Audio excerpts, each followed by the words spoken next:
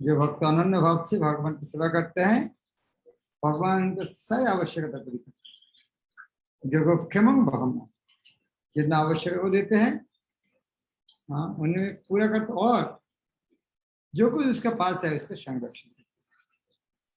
लेकिन ये बात सुनने के बाद भी भगवान को भक्ति नहीं करते, सब देवता के बाद चले जाते हैं। हाँ, ये बात सप्तम अध्याय में भी इस तरह वर्णन है, 22-23 श्लोक में वर्णन है। जो देवता का भक्ति करता है वो भी मेरा दिया हुआ है, लेकिन तब भगवती अल्प में देशाम, देवता के जो भक्ति करते हैं उनका अल्प बुद्धि होती है।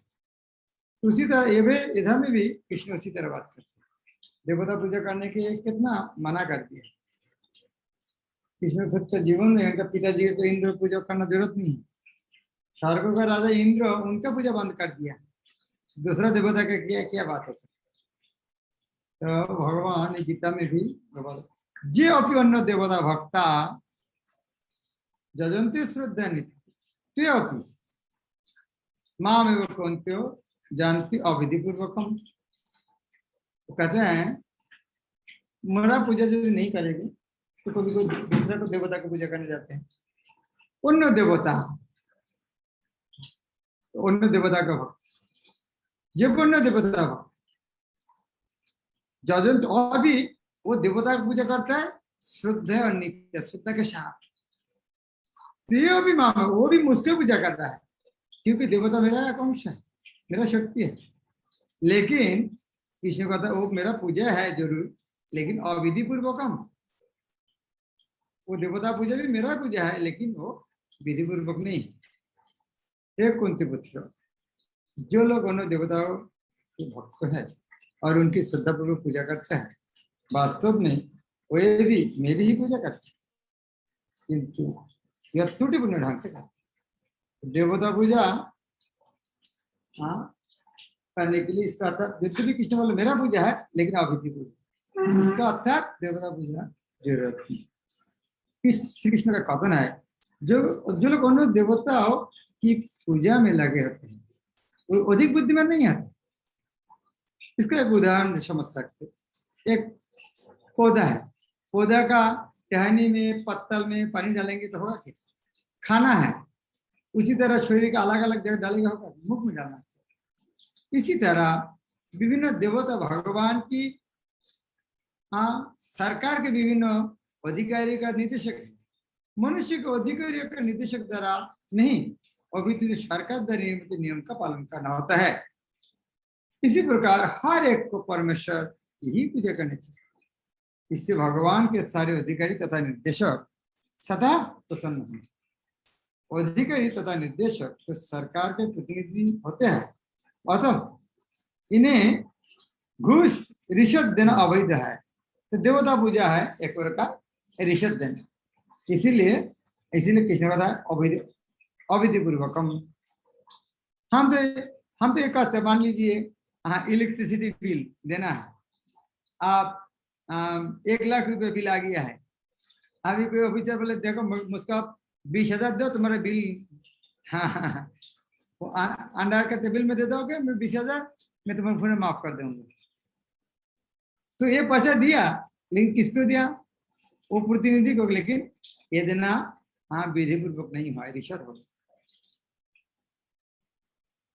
इसलिए भगवान की पूजा करनी चाहिए। भगवान कहता है अहं ही सर्वज्ञ नाम भक्त प्रभु न तुम अभिजानती तत्व न अतश्चवंती। भगवान कितना बार डिमांड करेंगे सब कुछ। हाँ 5वां अध्याय का लास्ट श्लोक क्या था? भक्तारांग योग्यता पुषाम सर्वलोक महेश्वरम। यह भी कहते हैं अहं ही सर्वज्ञ नाम भक्ता, मैं जितना सारे योग्य है सारे भक्त में हूँ, भोग करने का मालिक नहीं हूँ। केवल भोक्ता नहीं, प्रभु हूँ, स्वामी हूँ, मालिक हूँ। अननेसेसरली मैं डिमांड नहीं कर रहा हूँ भक्त। लेकिन न तुम अभिजानाति, जो मुझको नहीं जानते हैं, तत्तेनो शब्द का अर्थ है पूर्ण रूप में, वास्तव में। जो वास्तव ये चीज नहीं जानता है कृष्ण सब किसी का स्वामी है, सर्वयोग्यता जो भोक्ता है, तो नहीं जानने के कारण इस तरह उन्हीं से देवता को रिषभ देते हैं। ये नहीं करना चाहिए। उसके कारण क्या होता है, अतः च्यवंतीते नीचे गिर जाते, च्यवंतीते आता नीचे गिर जाते। तो भगवान स्पष्ट कहता है। हाँ, ये जो हम 3 स्तर देखा है, एक तो 11-12 नंबर श्लोक में बोले नास्तिक, 13-14 से शुद्ध भक्त, और 20 में एक स्तर है एकत्तन पृथकत्तन बहुधा विश्वतमुखम। एकत्तन है जो निराकार पूजा करते हैं, पृथकत्तन जो अलग अलग देवता पूजा करते हैं, और बहुधा विश्वतमुखम विश्व पूजा। सभी कृष्ण को तत्व रूप में नहीं जानने के कारण तत्तेन, ये तत्तेन अवजानंती, नहीं जानने के कारण च्यवंती ते गिर जाते। यह स्पष्ट कहा गया है कि वैदिक साहित्य में अनेक प्रकार के यज्ञ अनुष्ठानों का आदेश है, किंतु वस्तुतः सब भगवान को ही प्रसन्न करने के लिए। यज्ञ का अर्थ है विष्णु, शास्त्र में यज्ञ वही विष्णु। भगवद गीता 3 अध्याय में हम सुना है यज्ञ अर्थात कर्मण्यत्र, मानवीय सभ्यता का समग्र वर्णाश्रम धर्म पर आधारित। इसीलिए इस श्लोक में वर्णित है, मैं समस्त यज्ञ का भोक्ता हूं, किंतु मैं परम प्रभु हूं, किंतु अल्प इस तत्व के अवगत नहीं होते हैं, इसलिए उसे सेवा नहीं करते, देवता पूजा करते हैं, अतः वह इस संसार में आ गिर जाते हैं और जीवन का लक्ष्य प्राप्त नहीं है।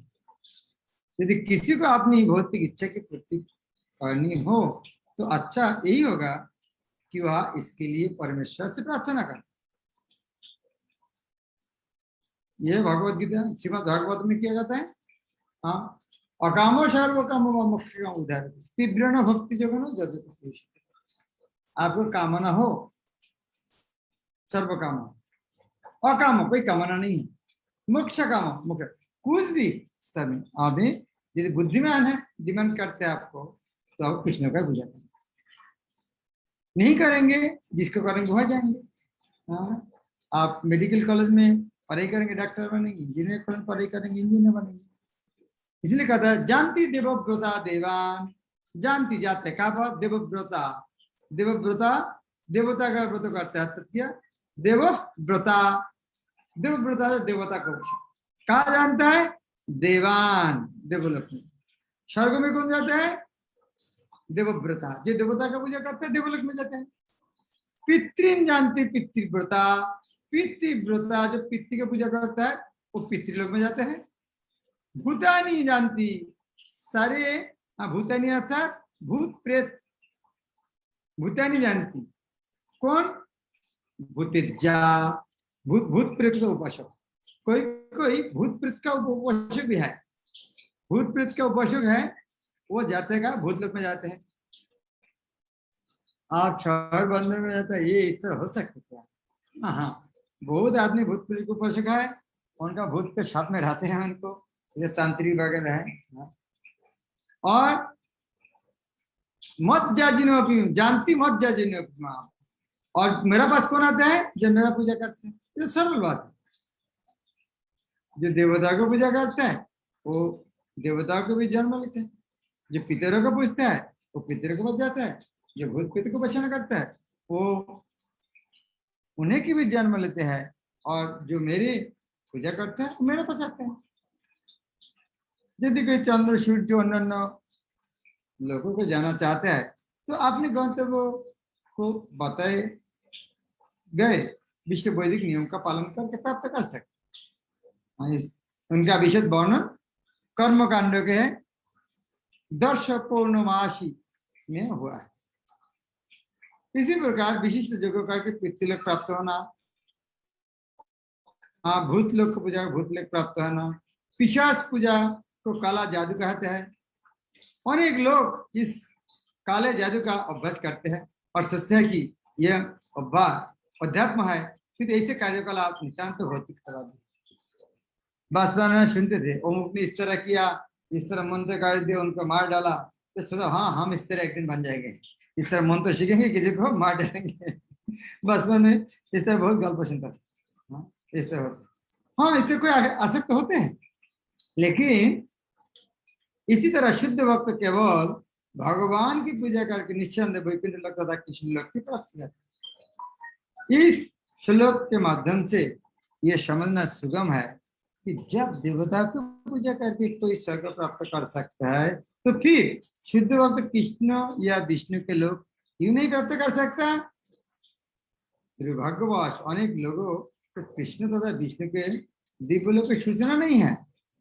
अतः न जानने के कारण वे नीचे गिर जाते हैं, यहाँ तक कि निर्विशेषवादी भी ब्रह्मज्योति से नीचे गिर जाते। इसलिए कृष्ण भगवत आंदोलन इस दिव्य सूचना को समस्त मानव समाज के वितरण करने के लिए केवल हरे कृष्ण महामंत्रों के जप से ही मनुष्य शुद्ध हो सकता है और भगवत धन ले सकता है। वास्तव में कितना आदमी को पता है स्वर्ग के बारे कुछ है? हाँ, अलग अलग धर्मों में तो है नहीं, स्वर्ग ही सब। सनातन धर्म में कितना विस्तृत वर्णन है, लेकिन हम इसका में आने के पहले सोचते हाँ जीवन का लक्ष्य स्वर्ग में। लेकिन भगवत गीता कितना स्पष्ट कर दिया है, आब्रह्म भुवन लगे पुण्य स्वर्ग में जाकर फायदा किया, फिर आना पड़ेगा। मेरा धाम कृष्ण लोक है। गीता इस तरह नहीं इसको ना के लिखा है, 5000 साल पहले गीता लोग स्पष्ट बता दिया है, स्वर्ग किया है, भगवत धाम किया, नरक किया, सब बना। लेकिन हमारी शिक्षा नहीं है। ये कितना स्पष्ट बता दिया कहा जाना है, जीवन को अंतिम लक्ष्य किया है। देवता पूजा करना चाहिए, फिर भूत प्रेत की पूजा करना चाहिए, पितृलोक की पूजा करना चाहिए कि कृष्ण का पूजा करना चाहिए? अभी हाँ ठीक कृष्ण पूजा करेंगे, लेकिन वो तो करना बहुत मुश्किल है, घर बाड़ी छोड़ना पड़ेगा। किसने कहा इतना कठिन? नहीं, कृष्ण ने कहा पत्रं पुष्पं फलं तम जो भक्त पूजा। किसका कीमत ज्यादा है? पत्र तुलसी पत्ता कहाँ है? फ्री मिलता है रास्ता घाट में। पुष्प फूल भी कहाँ खरीद करना पड़ता है।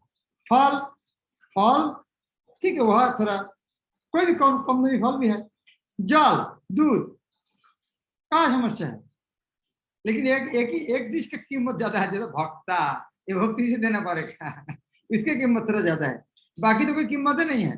पत्र पुष्प फल जल, उसकी कीमत के साथ क्या देना पड़ेगा? भक्ता आप जो भक्ति के साथ देते, तदहं भक्ति उपरितम, फिर अगर भक्ति दोबारा भक्ति, उस तरह भक्ति के साथ युक्त जो तो मुझको देता है भक्ति उपहरितम। भक्ति भाव चाहते अश्नामी, मैं खाता हूं प्रजतात्मा, हाँ मैं स्वीकार करता। यदि कोई प्रेम तथा भक्ति के साथ मुझे पत्र मुझे फल या जल प्रदान करता है तो मैं उसे स्वीकार कर लेता। बहुत सुंदर तात्पर्य। नित्य सुख के लिए स्थायी आनंदमय धाम प्राप्त करने की बुद्धिमान व्यक्ति अनिवार्य है कि कृष्ण भावना सिखाया। ये कृष्ण भावना बहुत सरल है, निर्धन से निर्धन व्यक्ति भी कर सकते। इसके लिए एकमात्र जो इतनी होता है उनका शुद्ध भक्त होना पड़ेगा, बस। इससे कोई अंतर नहीं पड़ता है कि वो कौन स्तर स्थिति में है, वो गृहस्थ वानप्रस्थ सन्यास क्या क्षत्रिय ब्राह्मण नहीं। यह विधि इतनी सरल है कि यदि प्रेम पूर्वक एक पत्ती थोड़ा से जल या फल ही भगवान को अर्पित किया जाए तो भगवान से शार्थ से करते। अतः किसी को भी कृष्ण भाव में रोक नहीं सकते। ऐसे कौन मूर्ख होगा जो इस सरल विधि को नहीं अपना सकते? कृष्ण केवल प्रेम भक्ति चाहिए, दूसरा कुछ नहीं चाहिए। कृष्ण तो आपने शुद्ध भक्त से एक छोटा सा फूल तक ग्रहण करते हैं, किंतु अभक्त से कुछ नहीं चाहिए। जिस तरह कृष्ण दुर्योधन के घर में 56 भक्त भी ग्रहण, लेकिन विदुर के घर में गया, उन्हें किसी से कुछ भी नहीं चाहिए, ठीक वे आत्मतुष्ट है, तो भी वे अपने भक्तों की भेंट प्रेम तथा स्नेह के विनिमय में स्वीकार करते हैं। कृष्ण भावना में दीक्षित करना जीवन का चरम लक्ष्य है। इस श्लोक में भक्ति दोबारा आती है। भक्ति ही कृष्ण का पहुंचने का एकमात्र साधन है। किसी अन्य शर्तों से तथा ब्राह्मण विद्वान धनी या महान विचारक होने से कृष्ण किसी प्रकार की भेंट लेने के तैयार नहीं होते। भक्ति मूल सिद्धांत है, जिनके बिना वे किसी से कुछ भी लेने के लिए प्रेरित नहीं किया जा सकता। भक्ति को भी और हेतु की नहीं होती, भक्ति है तो अहेतु, कोई कारण से। यह बदलाकर कि वही एकमात्र भक्ता आदि स्वामी और समस्त यज्ञ भेंटों के वास्तविक लक्ष्य है। जब भगवान कृष्ण ये बताते हैं कि वो किस प्रकार के भेंट पसंद करते हैं, क्या कहते हैं, हाँ पत्तों कुछ मालूम है, लेकिन यदि कोई शुद्ध होने तथा जीवन के लक्ष्य तक पहुंचने के उद्देश्य से भगवत भक्ति करना चाहते हैं तो उसे चाहिए कि वह पता करे कि भगवान उसे किया चाहता है। कोई आगे बोले मुझे एक गिलास जल दो, नहीं नहीं नहीं, आजकल आदमी पेप्सी थम्स अप आपकी जलपान करना चाहते हैं। उनको पूछने से किया जाए, कृष्ण से प्रेम करने वाला उन्होंने उन्हें उनकी इच्छित वस्तु देंगे और कोई ऐसी वस्तु भेंट नहीं करेगा जिसकी उसी इच्छा न हो या उन्हें न मांगे। इस प्रकार कृष्ण को मांस मछली तथा अंडे भेंट नहीं किया जा सकता। आज तो कोई मंदिर में नहीं है इस तरह, हाँ कोई प्याज लहसुन वाला कुछ देता है, कोई आदमी बोला कहा लगा प्याज लहसुन, उनको पूछने आप देखो कौन सा मंदिर है प्याज लहसुन से भोग लगते हैं। तो सारा दुनिया का आदमी तो पता है शास्त्र में कैसे करते हैं, शाक अन्न फल दूध तथा जल यही मनुष्य के उचित भोजन है। और भगवान कृष्ण ने भी उन्हें क्या आदेश किया, इनको अतिरिक्त हम जो भी खाते हो वह उन्हें अर्पित नहीं किया जा सकता कि वह उसे ग्रहण नहीं करेंगे। यदि हम ऐसे भोजन उन्हें अर्पित करेंगे तो हम प्रेम भक्ति नहीं कर सकते। तो इस तरह आदमी चाय के अंदर तुलसी पत्ता देके खाते पीते हैं, तुलसी पत्ता देने भविष्य हो जाते।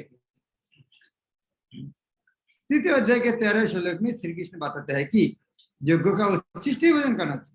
यज्ञाशिष्ट शिनोशंत मुच्चंत सर्व किल विष, ये प्रसाद खा के आदमी शुद्ध होते हैं। उसी श्लोक में वो ये भी बताते हैं कि जो लोग आपने भोजन को अर्पित नहीं करते हैं वो पाप खाते हैं, तो भोजन नहीं खाते हैं, पाप खाते हैं। दूसरे श्लोक में उनका प्रत्येक कोर इस मांस को जटिलता उन्होंने बांधने वाला है। अच्छा सरल शाकाहारी भोजन बनाकर इसे भगवान को अर्पित करना।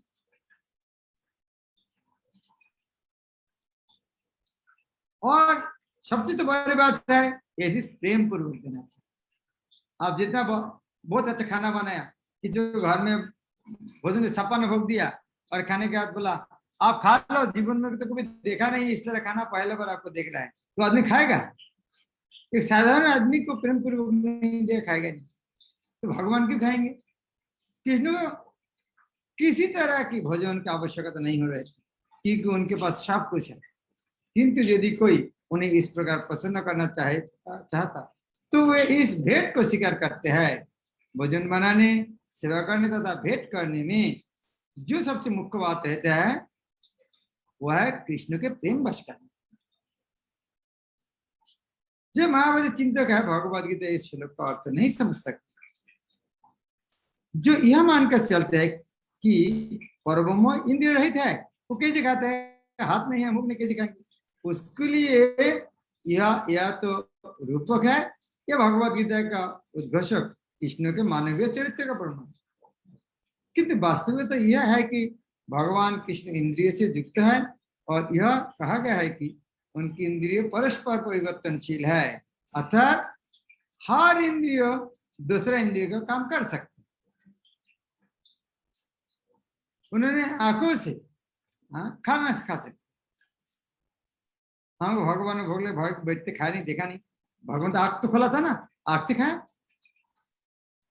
कृष्ण को परम ब्रह्म कहने का आशा यही है, इंद्रिय रहित होने पर उन्हें समस्त ऐश्वर्य से युक्त नहीं माना जा सकता। 7वें अध्याय में कृष्ण ने बतलाया है कि वे प्रकृति के गर्भ में जीव सृष्टि कैसे करते हैं। प्रकृति के गर्भ में केवल दृष्टिपात करने से प्रकृति के गर्भ में जीव सृष्टि करते हैं। अतः वहां पर भी भक्तों द्वारा भोजन अर्पित करने हुए भक्तों को प्रेम पूर्ण शब्द सुनना कृष्ण के द्वारा भोजन करने तथा उनके स्वाद लेने यही समरूप है। इस बात पर इसलिए बल देना होगा क्योंकि अपने सर्वोच्च स्थिति के कारण उनका सुनना उनके भोजन करने तथा स्वाद ग्रहण करने की ही समरूप है। केवल भक्त ही बिना तर्क के इस समझ सकता है कि परब्रह्म भोजन कर सकते हैं और इसका स्वाद ले सकते हैं। तो ये श्लोक सुन के कितना अच्छा लगे, वाह भगवान तो अच्छा है, केवल पत्र पुष्प फल खाते हैं और हम पिज्जा पास्ता अलग अलग कुछ खाएंगे, भगवान को तो केवल हाँ पत्र भी फल देंगे और हम तो इस तरह मंडा मिठाई खाएंगे। नहीं, वो नहीं होगा। हाँ, ये तो कंसेशन दिया है, कुछ भी नहीं इतना दो, लेकिन ज्यादा है वो तो देना ही पड़ेगा। कितना देंगे फिर? कितना नहीं देंगे वो बात करो, सब देना है। कितना देंगे किसी को नहीं ना, मैं तो 1 करोड़ रुपये दिया, 1 रुपये दे क्या हुआ, तुम्हारे पास कितना रखा है, कृष्ण को कितना दिया। गुरुमास कहता है कृष्ण को कितना दिया कृष्ण को नहीं देखते हैं, तुम कृष्ण को कितना नहीं दिया है कृष्ण को देखते हैं। क्यों? इसका अर्थ क्या है? आप किसी को घर में जाते हैं, कोई खाना खाने दिया है, अब मान लीजिए कोई घर में गया है खाना खाने के लिए, आपको देखेंगे कितना कितना हो रहा है, क्या आपको दिया वो देखने जाएगा। आप तो इस तरह नहीं कर रहे, आगे हमको कितना नहीं दिया है वो तो नहीं देखते। कृष्ण भी इस तरह क्यों देखते हैं, अरे इतना कुछ दिया, उसके बाद कृष्ण देखते मुझको कितना नहीं दिया, इस तरह की। इसका कारण क्या है? कितना हम अपने लिए रखते हैं भगवान वो देखते हैं। तो अर्थ है कृष्ण उसका मालिक है। आप किसी को घर खाने के लिए गया है, आपको दिया, वो आपके लिए तो बहुत बड़ी बात है, लेकिन कृष्ण को जो कृष्ण को दिया है वो तो कृष्ण का था, तो जितना दिया वो तो उनका तो मालिक है, लेकिन जितना दिया नहीं उसका तो मालिक कृष्ण है। इसलिए कृष्ण कितना देखा है, तुम दिया नहीं, कितना चोरी किया उतना देख रहा है, कितना उपास कर दिया वो नहीं देखते हैं, कितना चोरी किया वो देखे। तो कृष्ण इसलिए कहता है सब कुछ देना, किस तरह, जत करोशी जो करते हो, जत अश्नाशी जितना खाते हो, जत जुहोशी, जुहोशी शब्द का अर्थ क्या है, जत जुहोशी अर्पित करते हो, ददाशी जात जितना दान करते हो, जत तपस्याशी जितना तपस्या करते हो, हे कौन हो सारे चीज तथा सारे कुरुष्य मद अर्पणम मुझको अर्पण कर। हाँ, जो करते हो, जत करोशी जत करते हो, जत अश्नाशी जो खाते हो, जत जुहोशी जो अर्पित करते हो, ददाशी जा जो दान करते हो, तपस्या ही जा जितना तपस्या करते हो, सब मुझको अर्पित करके करो। फिर वो है, मैं बोलूंगा इसका अर्थ नहीं है भगवान तो सब चाहते हैं तो अर्पित, फिर मछली अंडा भी हम खाना चाहते उनको दो, इससे पूरे पूरी बात पहले तात्पर्य में नाकर कर दे। वो कृष्ण वो तो लेते नहीं, कृष्ण जो पसंद करता है उसके बीच में एक डिस्कशन आता है। इस प्रकार यह प्रत्येक व्यक्ति का कर्तव्य है कि अपने जीवन को इस प्रकार ढाले कि वह किसी भी दशा में कृष्ण को न भूल सके। बहुत बार प्रश्न आते हैं, हम तो नौकरी करते हैं, हम तो इधर में आते हैं, कृष्ण को भूल जाते हैं, क्या करेंगे? तो प्रभुपाद को उत्तर दिया है, जीवन को इस तरह सच में डालना चाहिए ताकि हम कृष्ण को नहीं भूल पाए। प्रत्येक व्यक्ति को अपने जीवन निर्वाह के लिए कर्म करना पड़ता है और कृष्ण यह पर आदेश देता है कि हर व्यक्ति उनके लिए ही कर्म करे। प्रत्येक व्यक्ति को जीवित रहने के लिए कुछ ना कुछ खाना पड़ता है और तो उसे चाहिए कि कृष्ण को अर्पित करके उनको प्रसाद भोजन करे। प्रत्येक व्यक्ति कुछ ना कुछ धार्मिक अनुष्ठान कर सकता है और तो कृष्ण की संस्कृति पूजा करो, इसे मेरे हेतु करो, यह यही अर्पण है। प्रत्येक व्यक्ति कुछ ना कुछ तो दान तो देते हैं, वह मुझे दो। इसका अर्थ है कि अधिक धन क्या उपयोग कृष्ण धन का उपयोग कृष्ण भक्त आंदोलन की उन्नति के लिए करो। आजकल लोग ध्यान विधि के प्रति विशेष रुचि दिखाते हैं, यद्यपि इस युग के लिए वह व्यवहार नहीं है, किंतु यदि कोई 24 घंटे हरे कृष्ण का जाप अपने माला से कर रहे तो वह निश्चित रूप से महानतम धनी तथा जोगी है। इसकी पुष्टि भगवत के 6वें अध्याय में किया गया। कौन सा श्लोक? जोगिनाम भी सर्वेशाम मत कथनो अंतरात्मा। जितने सारे जोगी है सबसे श्रेष्ठ है भक्त जोगी जो परिणाम करते। इसीलिए इस तरह भक्ति करने के लिए क्या करना चाहिए? शुभ अशुभ फल एवं, शुभ हो सकते अशुभ हो सकते, जितना आप सब फल जो करो, जब कृषि जदस्नाशी जो कुछ जो उसका फल होगा, शुभ और अशुभ हो, हर चीज से आप मुक्त हो जाओगे। मोक्ष से कर्म बंधन ही, शुभ शुभ फल एवं मोक्ष से कर्म, मोक्ष से तो मुक्त हो जाओगे, कर्म बंधन ही। जो पिछले श्लोक में कहा, जद करोषि जदस्नाशी, कोई काम में तो फल तो होता है। कृष्ण कहते हैं इसको फल, जो खाना बनाया कोई आके प्रशंसा कर सकते, कोई आगे बोल दे नहीं तुम्हारे खाना खा के हमारे बच्चा मर गया है, उसके वजह से सजा भी मिल सकते। तो कोई काम का इससे शुभ हो सकता अशुभ हो सकता, लेकिन वो काम कृष्ण को फल देंगे, लेकिन वो शुभ अशुभ फल से मुक्त, कर्म बंधन। इस तरह संन्यास युक्त आत्मा, उसको कहता है संन्यास युग, मतलब संन्यास त्याग करना। तो विमुक्तो माम पश्यसि, इस तरह जब करोषि जदस्नासी, जो कुछ सब कुछ कृष्ण को अर्पण करेंगे तो सारे कर्म बंधन से मुक्त हो जाएगा, उसकी कथा है संन्यास युग। इस तरह करने से क्या होता है? सारे कर्म विमुक्त हो जाता है, और उसके बाद माम उपैष्यसि, मेरा पास आ जाता है। इस तरह तुम कर्म के बंधन तथा इसके शुभाशुभ फल से मुक्त हो सकोगे। इस संन्यास युग में अपने चित्त को स्थिर करके तो मुक्त होकर मेरे पास आ सकते।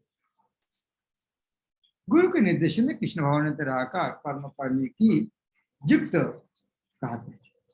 युक्त कृष्ण के साथ युक्त करना, इसे योग बोलते, पारिभाषिक शब्द इसका युक्त वैराग्य कहते हैं। कृष्ण के साथ युक्त करना, युक्त, और मेरा नहीं है इसका नाम कहता है वैराग्य, इसीलिए इसका नाम युक्त वैराग्य।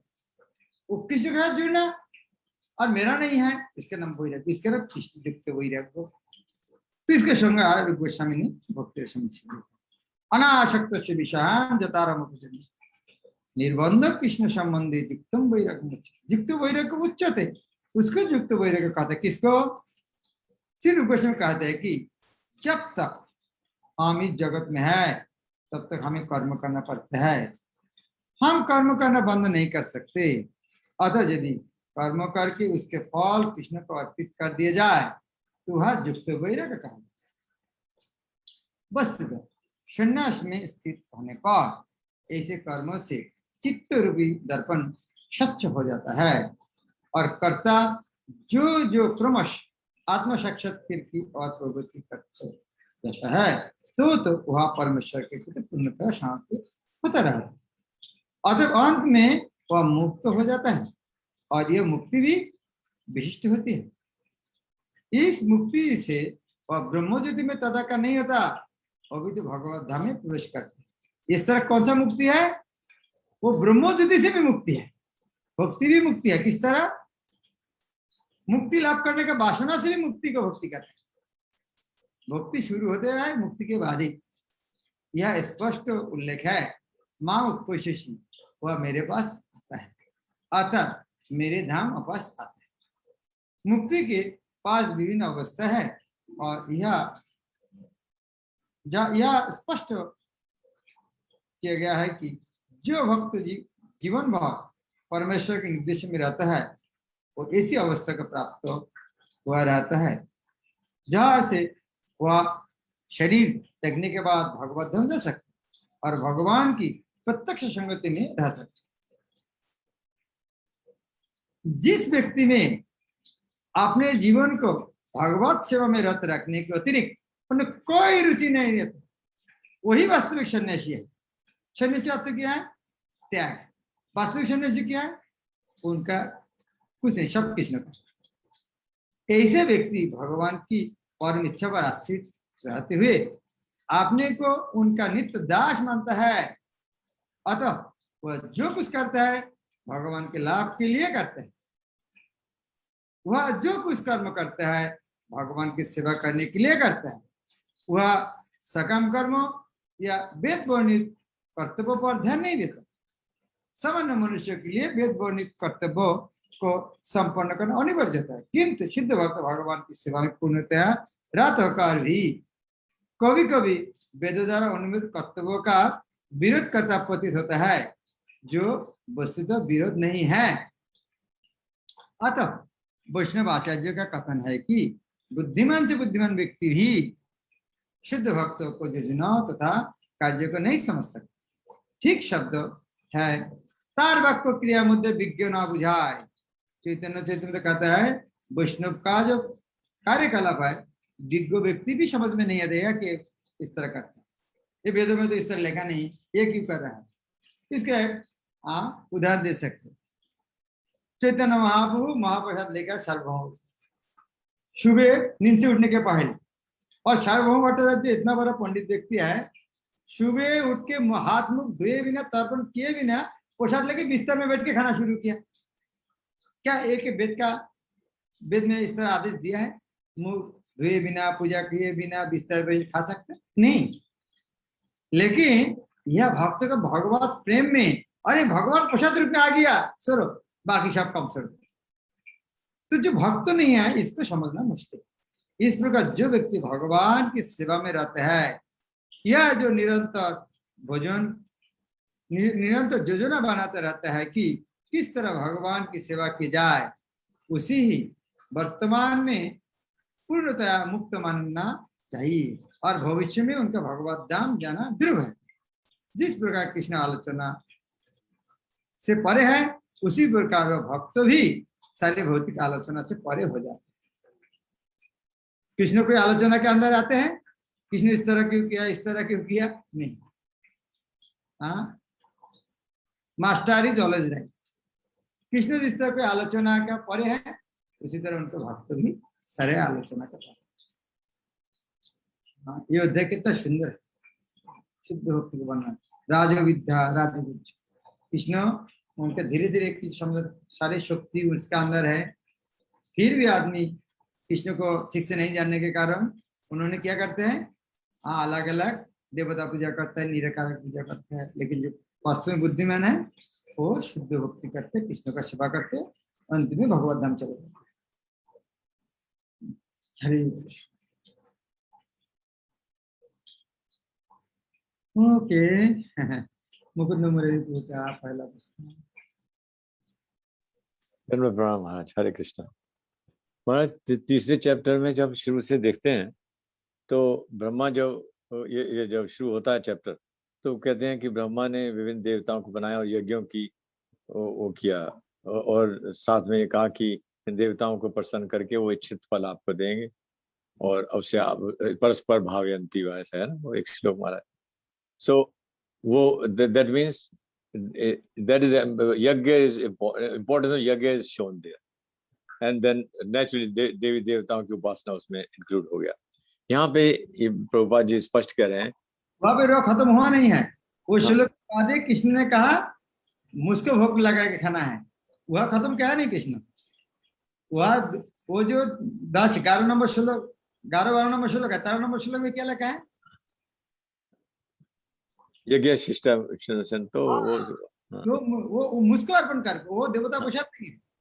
नहीं दैट्स करेक्ट। पर वो जो चैप्टर शुरू होता है उसमें ब्रह्मा वो कहते हैं कि देवता हैं उनकी, आप एक दूसरे को प्रसन्न करिए and then you can be live happily there.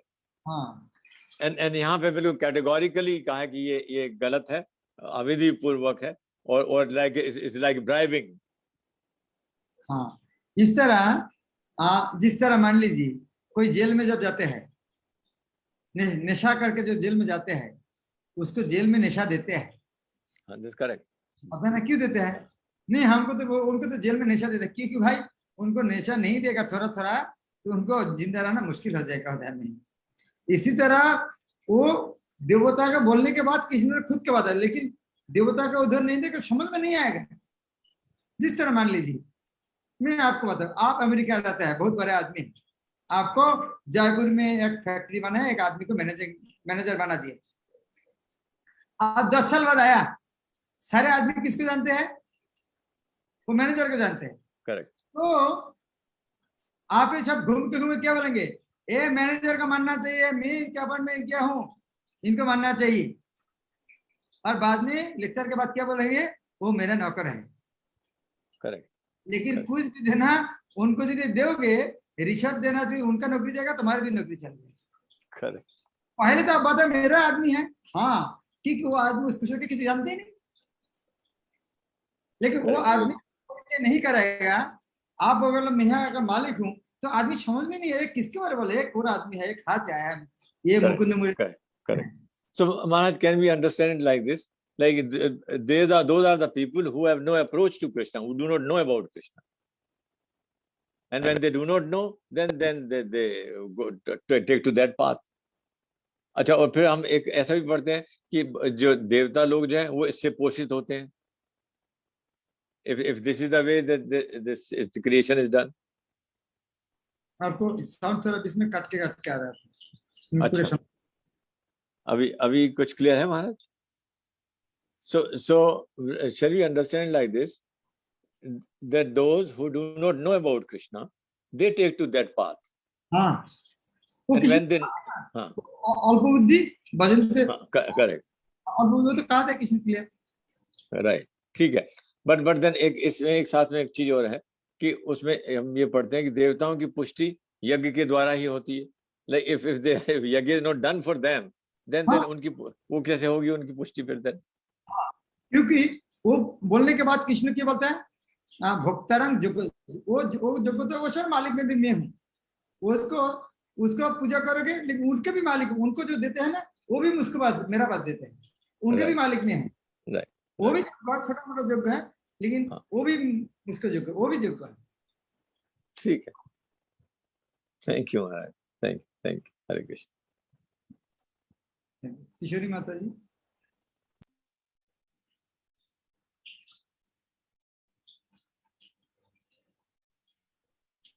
हरे कृष्ण महाराज जी. दंडवत. आवाज आ रही है महाराज जी? हाँ. थैंक यू वेरी मच महाराज जी. जो 27 नंबर का जो श्लोक है, मैं जो पर्सनली मुझे बहुत ज्यादा अच्छा लगता है वो, क्योंकि मैं देखती हूँ जब मैं इस्कॉन में आने के पहले ये चीजें करती थी, पर अलग तरीके से करती थी. दान देना अलग, तपस्या की अलग ही मूर्ता, उपास वगैरह करना. आने के बाद सारी चीजें समझ में लगी है, तो इस शिला प्रभुपाद जी के प्रति, भगवान के प्रति काफी ज्यादा ग्रेटफुलनेस लग रही है कि कितने बढ़िया तरह से संस्था से हम जुड़े हुए हैं. एक प्रकार से महाराज जी कभी कभी थोड़ा घमंड भी आने लगता है कि हम कितने अच्छे से संस्था से जुड़े हुए, कितनी अच्छी अच्छी हमको शिक्षा मिल रही है यहाँ पर. हालांकि ले नहीं पा रही हूँ, बात अलग है, पर अप्रिशिएट लगता है कि मैं कितनी अच्छी संस्था से जुड़ी हूँ, कितनी अच्छी से हूँ. थैंक यू महाराज. Thank you. हाँ, ये तो अहंकार होना चाहिए. हम अच्छा जगह, कृष्ण सबसे श्रेष्ठ, हम उनके चरण में आए हैं. कविता माता जी. कृष्ण महाराज. दंडवत प्रणाम महाराज. ये जो लास्ट श्लोक का जो अपन ने किया है 28 श्लोक नंबर में, ये मुक्ति की 5 विभिन्न अवस्थाएं होती है. आवाज आ रही है महाराज? क्या हुआ आरोग्य बताएं. एक सेकंड महाराज, यहाँ पे थोड़ा डिस्टर्बेंस लग रहा है, 1 मिनट. इसमें ये बताया जैसे मुक्ति की 5 विभिन्न अवस्थाएं होती है, तो ये जैसे कौन सी अवस्थाएं होती है? ओ, क्या आप भूल गया है? 5 प्रकार मुक्ति भूल गया? अच्छा, वो महाराज वो उनकी बात हो रही है. तो ये बोला प्रकार है, साजुद जो है ना मिल जाते, उस तरह नहीं है. ये तो मुक्ति अगर भगवत ध्यान में जाकर उस तरह मुक्ति नहीं होते हैं जो साजुद जो मुक्ति होते हैं. महाराज अब ध्यान आ गया. एक्चुअली मैं एकदम से दिमाग से हट गया था, एकदम क्लिक, अब एकदम ध्यान हो गया. ठीक है महाराज.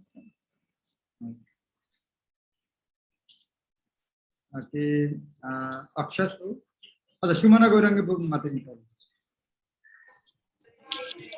हरे कृष्णा महाराज. दंडवत प्रणाम महाराज. अभी आपने बताया कि मुक्ति के बाद से भक्ति शुरू होती है, तो इसका क्या अर्थ है महाराज? इसका अर्थ है, यदि राजा को कोई नौकर बनना चाहते हैं, वो आदमी पहले जेल में था, तो पहले क्या होना चाहिए उनको? मुक्त होना होगा जेल से. मुक्त तो नहीं होगा, राजा का नौकर बन सकते क्या? नहीं. तो भगवान का जो भक्ति करते हैं वो मुक्त नहीं है, भक्ति कैसे कर सकते? तो कैसे मुक्त होना होगा महाराज? राजा का नौकर बनने तो ऑलरेडी मुक्त हो जाएगा. जेल का नजर आकर कैसे सेवा करेगा राजा को? आप मान लीजिए राजा को बोले मैं आपको गाड़ी चलाऊंगा, तो जेल खाना में रह कर कैसे गाड़ी चलाए? भगवान की सेवा करने से मुक्त हो जाए। महाराज चाहते हैं बहुत भगवान के शरणागत हो, लेकिन नहीं हो पाता। पता नहीं कहाँ कैसे किस तरफ अट्रैक्शन कैसे हो जाता है, समझ में नहीं आता है। समझना जरूरत नहीं है, तो हो गया ना। ओके महाराज, हरे कृष्ण। अक्षय प्रभु। हरे कृष्णा महाराज, दंडवत प्रणाम। महाराज जैसे हमने पढ़ा कि मतलब जो देवताओं की पूजा करते हैं वो भगवान कृष्ण की अविधि पूर्वक पूजा करते हैं, लेकिन महाराज हम मतलब जैसे कभी कभी जो शुद्ध भक्त होते हैं वो भी मतलब देवताओं की पूजा करते हैं, जैसे कि पांडवों ने अक्षय पात्र प्राप्त करने के लिए सूर्य नारायण की वर्शिप की थी, तो इसे कैसे समझ सकते हैं? ये जो करते हैं, जिस तरह गोपिया लोग कार्तिकेय पूजा करते थे कृष्ण को पाने के लिए, लेकिन अंतिम लक्ष्य क्या है? कृष्ण को पाना है।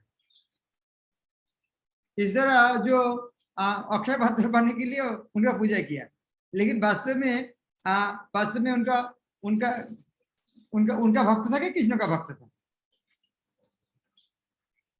अब मान लीजिए आप पिता माता को छोड़ के स्कूल में जाते हैं, ज्यादा टाइम स्कूल में रहते हैं, तो स्कूल के बंधु बांधव ज्यादा प्रेम करते हैं, पिता माता को प्रेम करते हैं?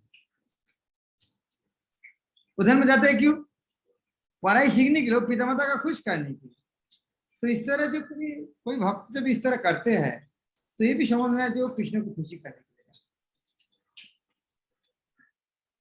इस तरह नहीं, अब यदि वही होता था तो कृष्णेश्वर को सारा जब उनके पूजा करते थे, कृष्ण का पूजा क्यों करते?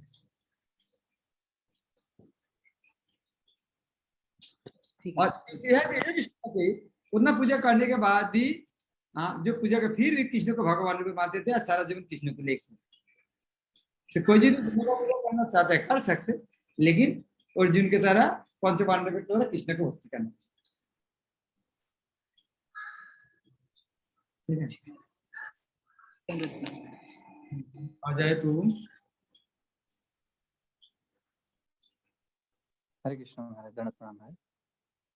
महाराज जैसे अभी मुक्ति के बारे में आप बता रहे हैं कि मुक्ति के बाद ही जो है मतलब भक्ति स्टार्ट होगी, तो क्या ये ब्रह्मभूत प्रसन्नात्मा वाली बात है महाराज? क्या कि पहले व्यक्ति ब्रह्मभूत प्लेटफॉर्म पे आएगा, वहीं से फिर मुक्ति स्टार्ट होगी, लाइक दैट महाराज? यस।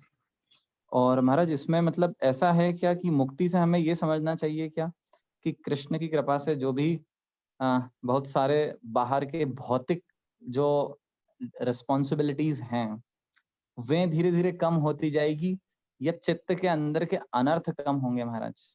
किस तरह से हमें इस मुक्ति को समझना चाहिए? मुक्ति अलग अलग लेवल का मुक्ति होते हैं, अर्थात जिस तरह साजुज्य मुक्ति वो भी मुक्ति है, लेकिन वहां से जो मुक्ति है उसका नाम भक्ति। मुक्ति आता है एक जगह से छूटना है, उसका मुक्ति है। लेकिन क्लास 5 पास किया, आपको प्राइमरी स्कूल से मुक्ति होगी। क्लास 10 पास किया, हाई स्कूल से मुक्ति हो गया। कोई पति पत्नी किसी को पसंद नहीं करता, डिवोर्स हो गया, मुक्त हो गया। अलग अलग लेवल का मुक्ति है। तो जो भौतिक जगत से मुक्ति हो गया वो साजुज्य मुक्ति, अलग अलग मुक्ति है। लेकिन वो मुक्ति से मुक्ति हो गया वो उसका नाम भक्ति, चरम मुक्ति का नाम है भक्ति। और महाराज हम लोग अभी जैसे इस पृथ्वी पर हैं अभी महाराज, और हम लोग जो भक्ति कर रहे हैं तो उसमें हम मतलब उसमें मुक्ति को हमको क्या लेना चाहिए कि हमारे अंदर की सकाम कर्म करने की इच्छाएं खत्म हो जाए, वो भी एक तरह की उसको भी एक मुक्ति का लेवल मानना चाहिए? सेवा करने के बजाय अलो और कुछ नहीं होना चाहिए, उसका नाम ही और सब कुछ से मुक्ति है। अच्छा, सब कुछ मान लीजिए इंद्र भोग करने का वासना, मुक्ति लाभ करने का वासना, वहां से भी मुक्ति। मतलब इस शरीर में रहते हुए ही महाराज जो जो सकाम इच्छाएं खत्म होती जाना वो भी मुक्ति। हरिदस्य कर्मणा मनुष्य गिरा निखिल अवस्था जीवन मुक्त सा उच्चते। ये शरीर में रहते हुए कर्मणा मनुष्य गिरा, यदि कृष्ण सेवा करेंगे तो इसको उनको मुक्ति माना जाता है। जीवन मुक्ति, जीवन में भी मुक्त। थैंक यू सो मच महाराज। थैंक यू महाराज। ठीक है, अभी मेरा थोड़ा व्यस्तता है। Thank you very much. Hare Krishna. Shri Prabhupada. Hare Krishna महाराज। हरे कृष्णा।